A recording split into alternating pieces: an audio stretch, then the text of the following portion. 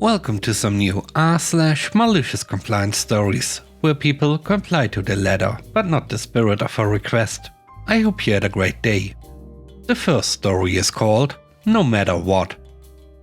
I'm a project manager and data scientist. I manage lots of different public health related projects.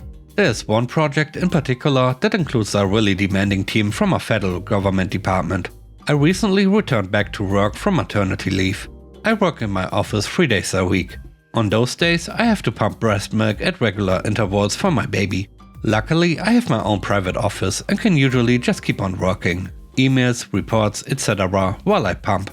I have a hands-free wearable pump, which is convenient, but still definitely obvious if I'm wearing it. It pokes out about my shirt and is not exactly silent. Recently we have a Zoom call scheduled during one of those times I needed to pump.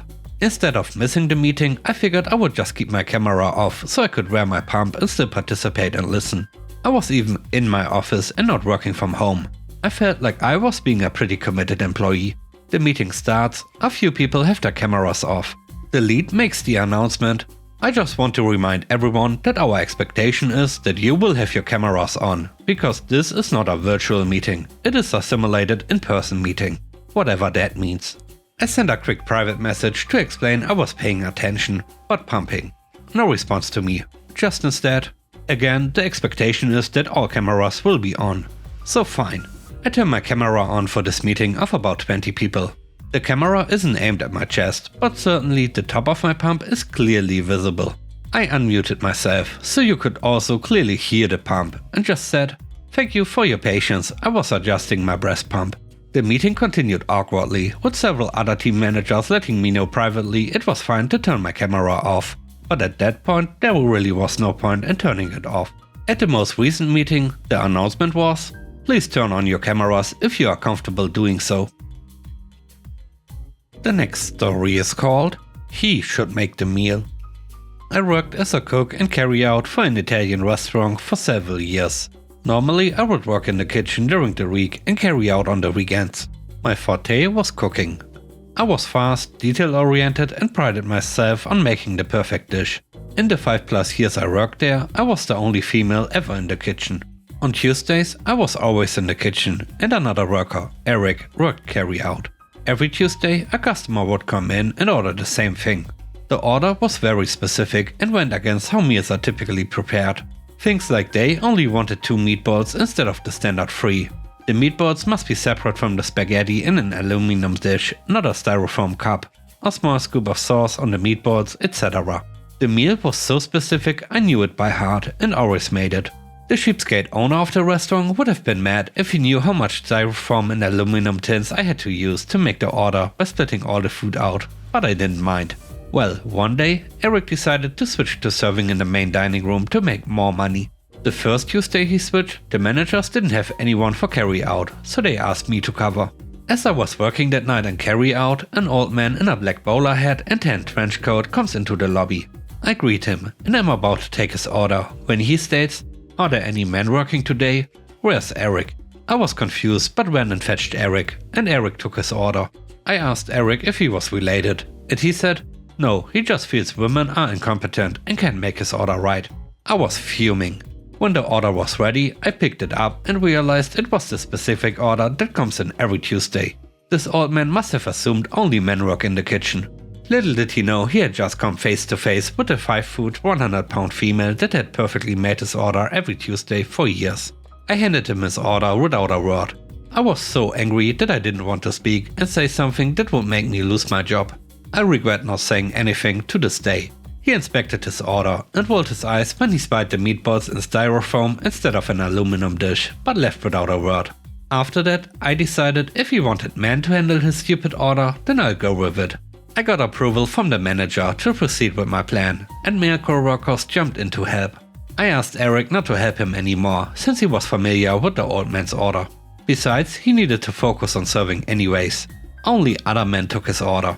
I asked the male cooks to make his meal. I didn't tell the special instructions. No more special treatment with separate tins. He got the standard spaghetti and meatballs like everyone else. It would be what the male cheapskate owner would want, after all. And no special discount codes that would credit him 50 cents for one less meatball. Only Eric and I knew the discount codes during that shift anyways.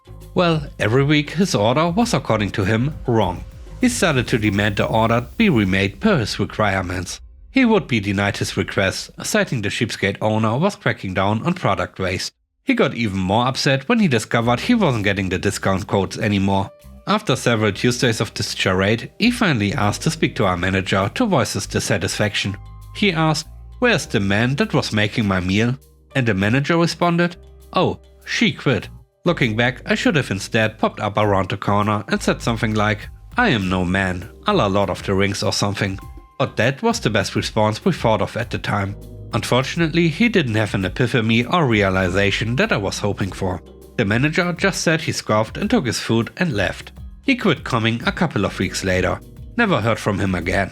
Should have been more respectful to the female cook. The third story is called, "Where Can I Take You?" I've been driving for Uber in Dallas, Texas for over 6 years. A couple of years ago, it was still possible to order an Uber without entering your destination. This ride was one of them. A business couple got in the car, and the man was scratching and moaning at his wife as they got in the car. He sat behind me, and she was on the rear passenger side. I noticed a lack of destination, so I asked, "Where can I take you today?" He shot back, "Hobby Airport." Now that's in Houston, so I asked, "Don't you mean?" Whereas I was cut off by him saying, "I know where the heck we are going, now just drive." I looked into the rearview mirror at his wife, and as he was continuously ranting, she just gave a slight head tilt and a shrug. So I got on to head south on my 250-mile trip. As we were getting out into the boonies, he finally caught his breath, noticed we were halfway to East Jesus, Texas, and demanded to know just where I was taking them. I said that he wanted to go to Houston Hobby Airport, and that's where I was going. He then yelled, "You should know that I wanted to go to Dallas Love Field Airport." As I turned around to go back, oh my god, the moose was on the loose. His wife started in on him. "The driver tried to ask you, but you just had to be all snotty with, 'I know where we are going,' and stuff." She just continued on and on and on until he was a pitiful mess who could hardly say anything. The bonus part was that when she finished with him, she started in on his family. I would have paid for that kind of entertainment. The last story is called, "Customer Knows Best." I worked in a sandwich/burrito shop about a year ago. During this shift, our kitchen was well staffed and we had an order come in for a veggie burrito. The guy who placed the order came up to the order handoff counter and asked us to put his tortilla in the oven before putting the toppings on. We told him it would be really hard to wrap, and the only time a tortilla goes into the oven is to make a quesadilla. We also told him it would inflate with air. He kept disagreeing with us and saying at another place they do it all the time for him and we should just do it even though it's technically against policy. So we got tired of arguing and said okay. My coworker put the tortilla in the oven on the lowest setting for 10 to 15 seconds. When it comes out, it is rock hard and full of bubbles. I'm on the topping station, so I add the requested sauces and vegetables onto it. Then I start wrapping it into a burrito, and all the while it is crunching and snapping. I wrap the paper over it finally and hand it off to the guy. He was too stupid to open it right there and look, and instead takes it to his car and eats the whole thing. He comes back later and tells my manager we ruined his burrito. My manager tells him because he ate the whole thing she can't issue a refund, and the guy rages out and leaves with a stomach full of crunchy that he asked for. It's almost like people who have been working in the kitchen for years know more about making a burrito than some guy who doesn't know how tortillas work. And with that, we end today's video. Let me know what you think about the stories. On a scale of 1 to 10, how would you rate the stories in today's video? I hope you enjoyed the video. If you like what I do and would like to support me, please subscribe and hit the like button. And if you want to support me even further, why don't you check out the channel membership? I hope you have a great day. Stay safe. Bye bye.